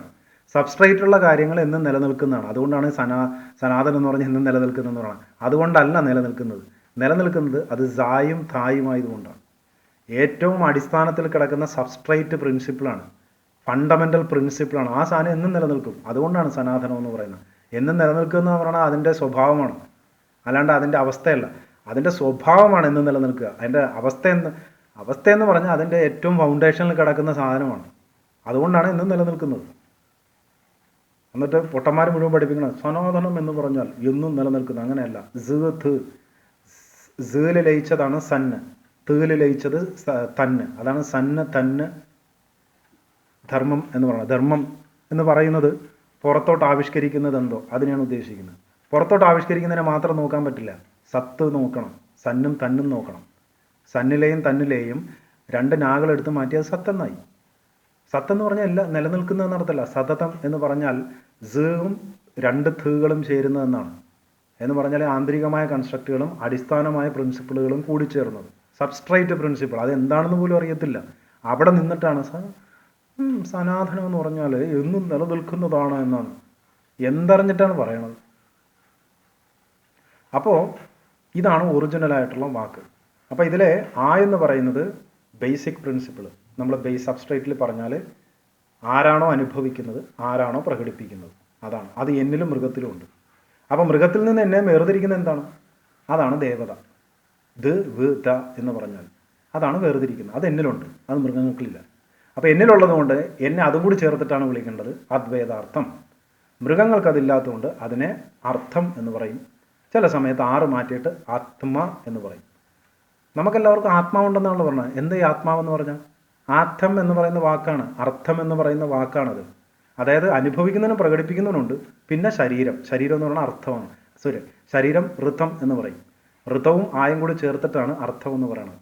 അതിലെ 6 ചിലപ്പോൾ എടുത്ത് മാറ്റിയിട്ട് പറയും ആത്മ എന്ന് പറയും. എന്നിൽ ആത്മാവുണ്ടെന്ന് പറഞ്ഞാൽ അതിൻ്റെ അർത്ഥം ഞാനൊരു മൃഗമാണെന്നാണ്. ഇനിയെങ്കിലും അത് മനസ്സിലാക്കണം. ഇനി തമം എന്ന് പറഞ്ഞു കഴിഞ്ഞാൽ സസ്യമാണ്, അല്ലെങ്കിൽ ധർമ്മം എന്നോ ഋതം എന്നോ പറയും. ഇതെല്ലാം റെഡ്യൂസ് ചെയ്ത് പറയുന്നതാണ്. സസ്യങ്ങളിൽ ആ എന്ന് പറയുന്നതില്ല, പക്ഷെ അതുണ്ടെന്ന് പറഞ്ഞ് പഠിപ്പിക്കുകയാണ്. സസ്യങ്ങളെന്ന് പറഞ്ഞാൽ ജൈവ യന്ത്രമാണ്. ഭൂമിയിൽ കിടക്കുന്ന ഏറ്റവും സൂക്ഷ്മതലത്തിൽ കിടക്കുന്ന ഊർജ്ജകണങ്ങളെ എടുത്ത് അതിനെ ഫിൽട്ടർ ചെയ്ത് പരിവർത്തനം ചെയ്ത് അത് നമുക്ക് കഴിക്കാൻ പറ്റുന്ന പരിവർത്തിത ഊർജ്ജമാക്കി മാറ്റുന്ന ജൈവ യന്ത്രങ്ങളാണ് സസ്യങ്ങൾ. അല്ലാണ്ട് അതിൽ ആയില്ല. ആയുള്ളത് മൃഗങ്ങൾക്കും നമുക്കും മാത്രമേ ഉള്ളൂ. എല്ലാവരും വിചാരിച്ചിരിക്കുന്ന ജീവനുണ്ട്. ജീവൻ എന്ന് പറഞ്ഞാൽ എന്തെന്നാണ് വിചാരിച്ചു വെച്ചിരിക്കുന്നത്? ജീവൻ എന്ന് പറഞ്ഞാൽ പല ഗുണങ്ങൾ കൂടിച്ചേർന്ന് ഉണ്ടാകുന്ന പുതിയ ഗുണത്തെയാണ് ജ് എന്ന് പറഞ്ഞാൽ. അത് കസേര ഒരു ജ് ആണ്. അപ്പം ഇങ്ങനെ ഈ വാക്കുകൾ മുഴുവൻ മലിനീകൃതമാക്കി ഇല്ലാത്ത സങ്കല്പങ്ങൾ ആ വാക്കുകളിൽ കൂട്ടിച്ചേർത്തിട്ട് അത് പഠിപ്പിച്ചു വെച്ചിരിക്കണം. കാരണം ജനങ്ങൾ ഇപ്പോൾ ഈ കേൾക്കുന്ന താങ്കളാണെങ്കിലും വിചാരിക്കണം എന്താണ്, നമ്മളൊരു വാക്കുണ്ടാക്കുന്നു പിന്നെ അതിനൊരു നിർവചനം കൊടുക്കുന്നു. അങ്ങനെയല്ല, ആ വാക്കിൻ്റെ അകത്തുള്ള അക്ഷരങ്ങൾ തന്നെയാണ് അതിൻ്റെ നിർവചനം. അതാണ് ശരിയായ വാക്ക്. അതായത് ആദ്യം ഈ പറയുന്ന അക്ഷരങ്ങൾക്ക് അർത്ഥമുണ്ട്, 40 അക്ഷരങ്ങൾക്കും. ആ അക്ഷരത്തിനെ ചേർത്തിട്ടാണ് നമ്മൾ പുതിയൊരു കാര്യത്തിനെ ചേർക്കേണ്ടത്. അപ്പം അതിന് അർത്ഥം വരുന്നത്, അതിൻ്റെ നിർവചനം എന്ന് പറയുന്നത് ഈ അക്ഷരങ്ങൾ തന്നെയാണ് അതിൻ്റെ നിർവചനം. അല്ലാതെ അതിന് നേരെ നിർവചനം ഇല്ല. മനസ്സിലായോ? അതായത് നമ്മളിപ്പോൾ ഒരു വാക്ക് പറയണം, ദേവം എന്ന് പറഞ്ഞൊരു വാക്ക്. ആ വാക്കിൻ്റെ നിർവചനം എന്ന് പറയുന്നത് ദ് എന്ന് പറയുന്നതിൻ്റെ അർത്ഥവും എ എന്ന് പറയുന്നതിൻ്റെ അർത്ഥവും വ് എന്ന് പറയുന്നതിൻ്റെ അർത്ഥവും ആ എന്ന് പറയുന്ന അർത്ഥവും പിന്നെ എം എന്ന് പറയുന്ന അർത്ഥവുമാണ്. ഇങ്ങനെ 5 അക്ഷരങ്ങളുടെ അർത്ഥമാണ് അതിൻ്റെ നിർവചനം. അല്ലാണ്ട് അതിന് വേറെ നിർവചനം ഇല്ല. അതാണ് മനസ്സിലാക്കേണ്ടത്. ദൈവം എന്ന് പറഞ്ഞിട്ട് പിന്നെ വേറൊരു നിർവചനം ഉണ്ടാക്കുകയാണ്. അതല്ല. അതിൻ്റെ അർത്ഥം എന്ന് പറയുന്നത് ഈ 5 അക്ഷരങ്ങൾക്കുള്ള അർത്ഥങ്ങൾ കറക്റ്റായിട്ട് വരുമ്പോൾ എന്താണോ അതാണ് അതിൻ്റെ നിർവചനം. അല്ലാണ്ട് നിങ്ങൾ ഉദ്ദേശിക്കുന്നത് പോലെ ഒരു വാക്കിങ്ങനെ ഉണ്ടാക്കിയിട്ട് അതിനിങ്ങനെ നമുക്ക് തോന്നണ ഒരു നിർവചനം കൊടുക്കുക, അതെന്തുവാണത്? എല്ലാത്തിനും ഫൗണ്ടേഷൻ ഇല്ലേ? അപ്പോൾ ഈ വാക്കിനെ നോക്കുക എന്ന് പറയുന്നൊരു കാര്യമുണ്ട്. അതായത് നമ്മളുടെ വാക്കാണ് എല്ലാം സൃഷ്ടിക്കുന്നത്. വാക്കിലൂടെയാണ് ഇവിടെ ഈ ലോകം ഏറ്റവും നല്ല സിവിലൈസേഷൻ ഉണ്ടാക്കുന്നതും വൃത്തികെട്ട സിവിലൈസേഷനും അന്ധവിശ്വാസങ്ങളുടെ കൂമ്പാരം ഉണ്ടാക്കുന്നതും വാക്കുകൾ ഉപയോഗിച്ചിട്ടാണ്. ഏറ്റവും സൈദ്ധാന്തികമായ തലം ഉണ്ടാകുന്നതും വാക്ക് ഉപയോഗിച്ചിട്ടാണ്. വാക്കില്ലെങ്കിൽ പിന്നെ ഇതുണ്ടാവില്ല. ഇത് രണ്ടും ഉണ്ടാവില്ല. കാരണം മൃഗങ്ങളുടെ ലോകത്ത് ഇത് രണ്ടുമില്ല. പക്ഷെ അവർക്ക് പോലും കമ്മ്യൂണിക്കേറ്റ് ചെയ്യാനായിട്ട് അവരുടെ ശബ്ദരൂപങ്ങളുണ്ട്. അപ്പോൾ ഈ സസംഗ ശബ്ദവർഷം എന്ന് പറയുന്നത് നമ്മളുടെ അടിസ്ഥാന ലാംഗ്വേജാണ്. ഇതാണ് ഇനി വരാൻ പോകുന്നത്. ഇത് വന്നു കഴിയുമ്പോൾ ഇവിടെയുള്ള എല്ലാ കള്ളത്തരങ്ങളും താഴത്തോട്ട് പോകേണ്ടി വരും. കാരണം ഈ ഭാഷ അടിസ്ഥാന സബ്സ്ട്രേറ്റ് ലാംഗ്വേജ് എന്ന് പറയുന്നത് ഒരേ സമയം പ്രകൃതിയുടെ സിദ്ധാന്തവും അതേസമയം അതിൻ്റെ ആവിഷ്കാരവുമാണ്. അല്ലാണ്ട് രണ്ടും രണ്ടല്ല. എന്ന് പറഞ്ഞാൽ നമുക്ക് ചുറ്റുമുള്ള എക്സിസ്റ്റ് ചെയ്യുന്ന ഒറിജിനൽ പ്രിൻസിപ്പിൾ എന്താണോ ആ പ്രിൻസിപ്പിളിൻ്റെ റിഫ്ലക്ഷനാണ് ഈ ലാംഗ്വേജ്. രണ്ടിനെയും വേർതിരിക്കാൻ പറ്റില്ല. മനസ്സിലായോ? അപ്പോൾ എന്ത് സംഭവിക്കും? നമ്മുടെ മുമ്പിൽ കാണുന്ന യാഥാർത്ഥ്യം മാത്രമാണ് ഈ ശബ്ദരൂപങ്ങൾ. അപ്പോൾ അതിനെ ആർക്കും പറ്റിക്കാൻ പറ്റില്ല. അതായത് ഈ ഭാഷ മനസ്സിലാകണമെങ്കിൽ തൻ്റെ ചുറ്റും നടക്കുന്ന സൈദ്ധാന്തികമായ പ്രിൻസിപ്പിളുകളെ നേരിട്ട് അനുഭവിച്ച് ബോധ്യപ്പെടുന്നവന് മാത്രമേ ഈ ഭാഷയും മനസ്സിലാവുള്ളൂ. അല്ലാതെ ഒരാൾക്കിത് മനസ്സിലാവില്ല. ദേവത ഉള്ളവന് മാത്രമേ ഇത് മനസ്സിലാവുള്ളൂ. ദേവത ഇല്ലാത്തവനോ ദേവത നഷ്ടപ്പെട്ടു പോയവനോ, ദേവത എന്ന് ഞാൻ പറയുമ്പോൾ തെറ്റിദ്ധരിക്കരുത് കേട്ടോ. ദ് എന്ന് പറഞ്ഞാൽ എന്താണെന്നും വു എന്നും ദ് എന്നും ഞാൻ പറഞ്ഞു. അപ്പോൾ അതില്ലാത്തവനോ അത് നഷ്ടപ്പെട്ടു പോയവനോ ഈ ഭാഷ മനസ്സിലാവില്ല. കാരണം എന്താ? ഇതുള്ളവന് മാത്രമേ ചുറ്റും നടക്കുന്ന പ്രതിഭാസങ്ങളെ തിരിച്ചറിയാൻ കഴിയുള്ളൂ. അതുമായിട്ട് എങ്ങനെയാണ് ശബ്ദരൂപങ്ങൾ ചേർന്നിരിക്കണം എന്നുള്ളതും അവന് മനസ്സിലാകത്തുള്ളൂ. അല്ലാതെ ഈ ശബ്ദരൂപം ഇന്നതാണ് കേട്ടോ എന്ന് പറഞ്ഞ് പഠിപ്പിക്കാൻ പറ്റുന്നതല്ല ഈ സസംഗ ശബ്ദവർഷം എന്ന് പറയുന്നത്. നേരിട്ട് അനുഭവിച്ച് ബോധ്യപ്പെടുന്നവന് മാത്രമേ ഇതിൻ്റെ റിഫ്ലക്ഷനായിട്ടുള്ള ശബ്ദരൂപങ്ങളുടെ അർത്ഥവും മനസ്സിലാവുള്ളൂ. അതുകൊണ്ടാണത് എന്താവുന്നത്, ഏറ്റവും സബ്സ്ട്രേറ്റ് ലാംഗ്വേജ് ആവുന്നത്. അപ്പോൾ ഈ ഭാഷ അല്ലെങ്കിൽ ഈ ഒറിജിനലായിട്ടുള്ള, അതിനെയാണ് ഒറിജിനൽ ഭാഷ എന്ന് പറയുന്നത്. നമ്മൾ പഠിക്കുന്നതൊക്കെ വെറും പൊളിയൂട്ടാണ്. ഇപ്പം ഞാൻ സംസാരിച്ചുകൊണ്ടിരിക്കുന്ന വാക്കുകളിൽ തന്നെ പലപ്പോഴും വരുന്ന ബുദ്ധിമുട്ട്, ഇതിൽ പലതും പറയുന്ന വാക്കുകളുടെ ഒറിജിനൽ അർത്ഥം ഡിഫറൻ്റ് ആയിട്ട് വരും. പക്ഷെ നമ്മൾ ശീലിച്ചു. പക്ഷേ ഈ ഒറിജിനൽ ഭാഷയിലോട്ട് നമ്മൾ തിരിച്ച് യാത്ര ചെയ്യുമ്പോഴാണ് ഇവിടെ നടക്കുന്ന കള്ളത്തരങ്ങൾ എന്താണെന്ന് മനസ്സിലാവുക. പഠിപ്പിച്ചു തന്നിരിക്കുന്ന കള്ളത്തരങ്ങൾ, റിലീജിയൻ്റെ കള്ളത്തരം. ഇപ്പം ഞാൻ നേരത്തെ പറഞ്ഞില്ലേ, ദൈവം എന്ന് പറഞ്ഞാൽ എന്താണ്? ഒന്ന്, ഈ ഗുണങ്ങളെ ഈ ഗുണബോധമുള്ളവനെ വിളിക്കുന്ന പേരാണ്. ഗുണബോധമുള്ളവനും ആവിഷ്കരിക്കുന്നവനും, അതാണ് ദൈവം. ഇനി ദൈവം എന്ന് പറയുമ്പോൾ രണ്ടാമത്തെ അർത്ഥം എന്താണ്? നമുക്ക് ചുറ്റും ഈ ഭൂമിയിൽ അവതരിച്ചിരിക്കുന്നത് എന്താണ്? ഗുണങ്ങളല്ലേ. ഓരോ വസ്തുക്കളിലും, ഇപ്പോൾ സസ്യങ്ങൾ എടുത്തു കഴിഞ്ഞാൽ, ഫ്രൂട്ടുകൾ എടുത്തു കഴിഞ്ഞാൽ എല്ലാം ഗുണങ്ങളാണ് നമ്മുടെ മുമ്പിൽ ആവിഷ്കരിച്ചിരിക്കുന്നത്. ആവിഷ്കരിക്കപ്പെട്ടിരിക്കുന്ന ഗുണങ്ങളെ മൊത്തത്തിൽ നമ്മൾ ദൈവം എന്ന് പറയും. ആ ഗുണങ്ങളെ മൊത്തത്തിൽ വിളിക്കുന്ന പേരാണ്. അതോടൊപ്പം തന്നെ ഗുണങ്ങളെ ആവിഷ്കരിക്കുന്ന ഒരാളെയും ദൈവം എന്നാണ് പറയുക. ആ നമുക്കുള്ള ഗുണങ്ങളെ 3 വാക്കുകൊണ്ട് ചേർത്ത് വിളിക്കുന്നതാണ് ദേവത. മനസ്സിലായോ? അപ്പോൾ ഈ സത്യം തിരിച്ചറിയുമ്പോഴാണ് ഈ അന്ധവിശ്വാസങ്ങളൊക്കെ എന്തിൻ്റെ പുറത്താണ് വെച്ചിരിക്കുന്നത്? ദേവത എന്നുള്ള പേരും ഉണ്ടാക്കി നാട്ടുകാരെ കൊണ്ട് അമ്പലത്തിലും പള്ളിയിലും കൊണ്ടുപോയിട്ട് ആരാധിപ്പിക്കുകയാണ്. ഈ ദേവത എന്നുള്ള വാക്കാണ് എവിടെ കിടക്കുന്നത്? ആദമും ഈവും എന്ന് പറയുന്ന സ്ഥലത്ത് കിടക്കുന്നതും ഇതേ വാക്കാണ്. ആദവ എന്ന് പറയുന്ന സ്ഥലത്ത് കിടക്കുന്ന ദേവ എന്ന് പറയുന്നത് ഇതേ വാക്കാണ്. യാവ എന്ന് പറഞ്ഞ് വിളിക്കുന്നതിലും കിടക്കുന്ന വ്, ഇതിൻ്റെ അകത്ത് കിടക്കുന്ന വ് ആണ്. ഇതൊക്കെ എന്താണെന്നുള്ള വേറെ വീഡിയോയിൽ ഞാൻ ചെയ്യാം. അപ്പോൾ എല്ലാ റിലീജിയനിലും കിടക്കുന്നത് ഈ അദ്വൈതാർത്ഥം എന്നുള്ള വാക്കുകൊണ്ടുള്ള കളിയാണ്, എല്ലാ റിലീജിയനിലും. അപ്പോൾ ഇതിനെ ഓരോരോ വാക്കുകളായിട്ട് ഡിസ്ട്രിബ്യൂട്ട് ചെയ്ത് അതിന് പുതിയ നിർവചനവും കൊടുത്ത് പുതിയ അഡ്രസ്സും കൊടുത്ത് എന്നിട്ട് ഇതൊക്കെയാണെന്ന് പറഞ്ഞ് നാട്ടുകാരെ മുഴുവൻ പറ്റിച്ച് വഞ്ചിച്ച് ഉമ്മാരെ കൊണ്ട് മുഴുവൻ പണം ഉണ്ടാക്കിപ്പിച്ച് ആ പണം മുഴുവൻ ഉണ്ടാക്കി നേടിയെടുത്ത് ജീവിക്കുന്ന ബിരുദന്മാർ. അവർ ജീവിച്ചോട്ടെ, ഒരു പ്രശ്നമില്ല. പക്ഷേ ഇപ്പോൾ ഉള്ള പ്രശ്നം എന്താണെന്ന് വെച്ചാൽ ഈ അന്ധവിശ്വാസങ്ങൾ കൂടി അതിൻ്റെ ലെവല് ഹയസ്റ്റ് പോയിന്റിലോട്ട് എത്തുകയാണ്. അത് ശാസ്ത്രത്തിൻ്റെ ഭാഗത്തുനിന്ന് 70% കള്ളത്തരമാണ്. പിന്നെ റിലീജിയനും സ്പിരിച്വാലിറ്റിയും ഫുള്ള് കള്ളത്തരമാണ്. ഇങ്ങനെ പൂർണ്ണമായും കള്ളത്തരങ്ങളിൽ ലോകം നിറഞ്ഞാൽ എന്ത് സംഭവിക്കും? പിന്നെ ഡിസ്ട്രക്ഷനാണ്. പിന്നെ തീർന്നു. കാരണം അതിൻ്റെ ഒരു ലിമിറ്റേഷനുണ്ട്, കള്ളത്തരങ്ങളുടെ ലിമിറ്റേഷനുണ്ട്. ആ ലിമിറ്റേഷൻ എത്തിക്കഴിഞ്ഞാൽ പിന്നെ ഡിസ്ട്രക്റ്റഡ് ആവാനേ പറ്റുള്ളൂ. അപ്പം നമ്മളൊരു അടുത്ത 30 വർഷത്തിനുള്ളിൽ വലിയൊരു ഡിസ്ട്രക്റ്റീവ് പാത്തിലോട്ട് എൻ്റർ ചെയ്യുകയാണ്. ആ ഡിസ്ട്രക്റ്റീവ് പാത്തിലോട്ട് പോവാതിരിക്കണമെന്നുണ്ടെങ്കിൽ, തൻ്റെ കുഞ്ഞുങ്ങളെ പ്രൊട്ടക്റ്റ് ചെയ്ത് നിർത്തണമെന്നുണ്ടെങ്കിൽ ഈ ഭാഷയെക്കുറിച്ചിട്ടുള്ള അറിവ് ഇമ്പോർട്ടൻ്റ് ആണ്. ആ ഭാഷയിലൂടെ തിരിച്ചു പോകേണ്ടത് ഇമ്പോർട്ടൻ്റ് ആണ്. മനസ്സിലാക്കേണ്ടത് വാക്കാണ് എല്ലാം സൃഷ്ടിക്കുന്നത്. നമ്മളെ ദുരന്തത്തിലോട്ട് കൊണ്ടുപോകുന്നതും വാക്കാണ്. നമ്മളെ കാര്യങ്ങൾ മനസ്സിലാക്കി തരാനും സത്യത്തിലോട്ട് കൊണ്ടുപോകുന്നതും വാക്കാണ്.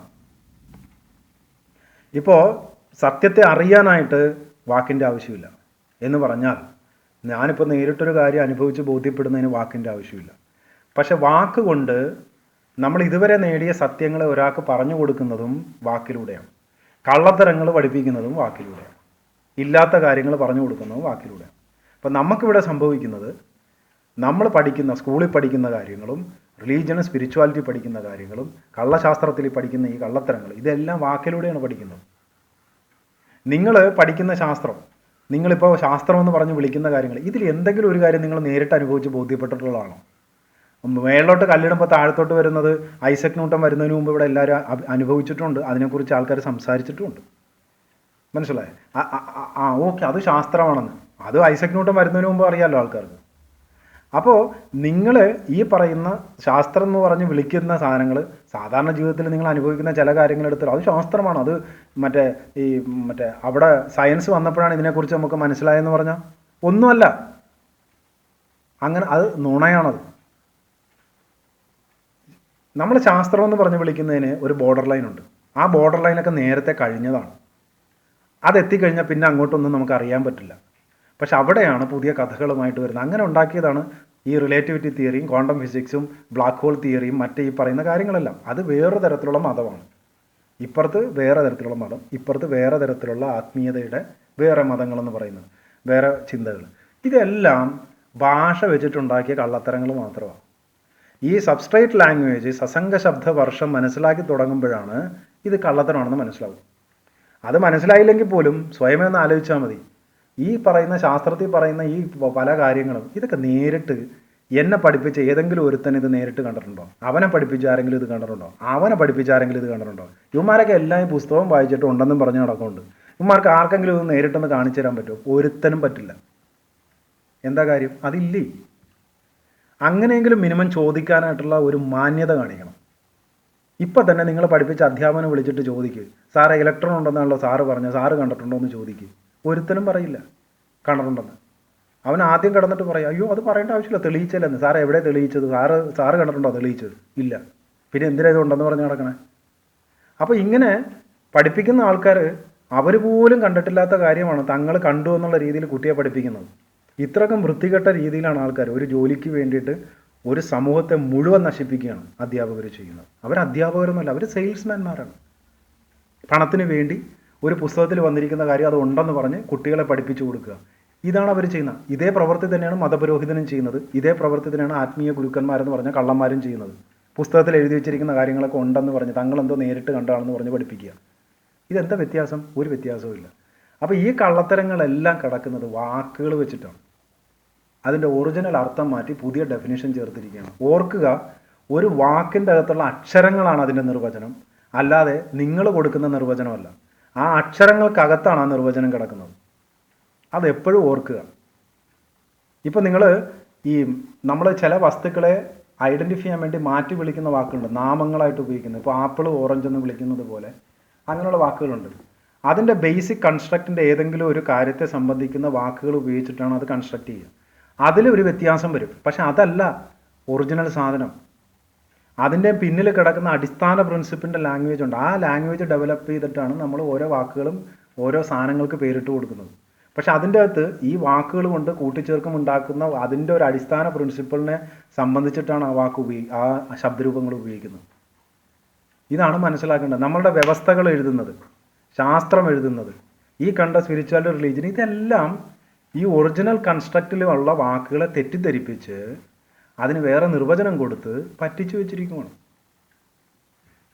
അപ്പോൾ ഈ സസർഗ ശബ്ദവർഷം എന്ന് പറയുന്നത് അദ്വൈതാർത്ഥത്തിൻ്റെ ഒറിജിനൽ ലാംഗ്വേജാണ്. Original language. ആ ഒറിജിനൽ യൂണിവേഴ്സൽ ലാംഗ്വേജിനെ തിരിച്ചറിയണം, അതിലോട്ട് അന്വേഷണം നടത്തണം. നിങ്ങളുടെ മക്കളെ അത് അന്വേഷിക്കാൻ പഠിപ്പിക്കണം, അത് പ്രോത്സാഹിപ്പിക്കണം. അവരോട് പറയണം, മക്കളെ മലയാളം, ഹിന്ദിയും തമിഴും ഈ റഷ്യനും ഇംഗ്ലീഷും ഫ്രഞ്ചും എന്നൊക്കെ പറയുന്നത് വരുന്നത് ഒരു സോഴ്സ് ലാംഗ്വേജിൽ നിന്നാണ്.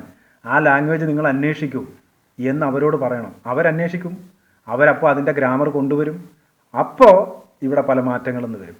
അല്ലാതെ വാക്കിലൂടെ അല്ലാതെ ഒരു ബെറ്റർ വേൾഡ് ഉണ്ടാക്കാൻ പറ്റുമെന്ന് പറയുന്ന അവൻ ഒന്നെങ്കിൽ അവൻ കൺഫ്യൂസ്ഡ് ആണ്, അല്ലെങ്കിൽ അവൻ ഒരു ഭ്രാന്തനാണ്, അല്ലെങ്കിൽ അവൻ എന്താ പറയുക, ഇൻഫെക്റ്റഡ് ആണ്.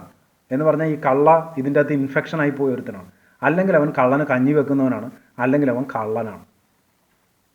മനസ്സിലായോ? വാക്കിലൂടെ അല്ലാതെ, വേർഡിലൂടെ അല്ലാതെ പുതിയ ലോകത്തെ ബെറ്റർ വേൾഡിനെ ഉണ്ടാക്കാൻ പറ്റും.